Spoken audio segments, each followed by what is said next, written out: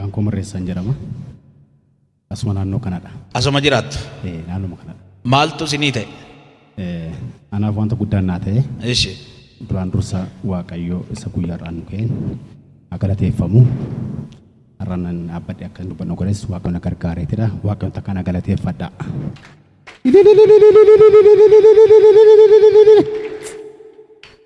Ani gadda gaafa qaammee afurii baay'ee na dhukkoo ture. Guyyaa sadii hedduun ciise bakka baay'ee na dhukkoo ture.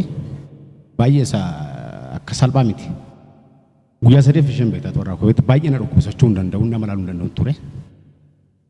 Gaafa halkan naannoo sa'aatii sadii moo afur akkabaabitti nutti fakkaata almost. Ani beeku akka dawwalan iyyuu isatti akka isaan takka dawwalan hin beeku.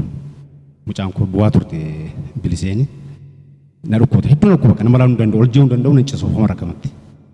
Naannoo sa'aatii sadii afur akkabaabitti isaaniif dawwalanii abbaa kukkuu naa kadha dhaametti maashin garattu na dhagaa garu. Dubbachuu hin danda'u gini. Isa booda dubbachuu danda'u ma jechuun jedhan isaan na dhagaan ture. Xinnoo dubbata jettee isheen jalqablaa dirra kaan ammaa isaan naa kadhatanii mataan koo kun baay'ee na dhukkoo ture. Agni koo qaamni koo paraazit ta'eera. Kuni gad dandeen dhaabbadhu mataan koo kun bakka noormaali miti. Iji koo kun isin arguu hin danda'u ture baay'ee na rakkisa ture. Isa booda yeroo isaan naa kadhachuu yommaranii dhugaa Waaqayyooti fuula Waaqayyoo dura dhaabbatee sobuun hin danda'amu. Umma isaan naa kadhachuu yommaran mataa kana keessaa akka wayii na keessa sirbee deemuu jalqabe. Nama keessa buqqee qa'ee deemuu jalqabe bakka waan hin jedhu tolaalee sagaleen kunis dabalaa dhufe isaan dhaga'uu danda'u.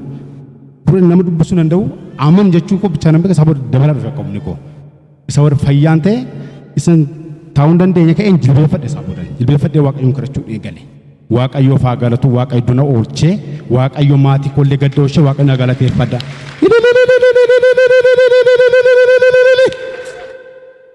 Sama deemoo na yaadadha yeroo tokko waggaa lamaan dura dhugaa dubbachuuf maaliif raajii faana dhugaa Waaqayyoon jedhame humni tokko safaan na jira. Yeroo hundaa ani nan hordofaa isaan na beekuu dhiisuu danda'u nan hordofa miidiyaatiin isaan nan fagoon jira gambeellaatiin hojjedha.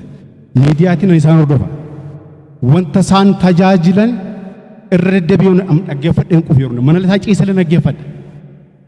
Nama fayyisa keessa nama jajjabeessa humna namaa laata dhugaa dubbachuudhaaf.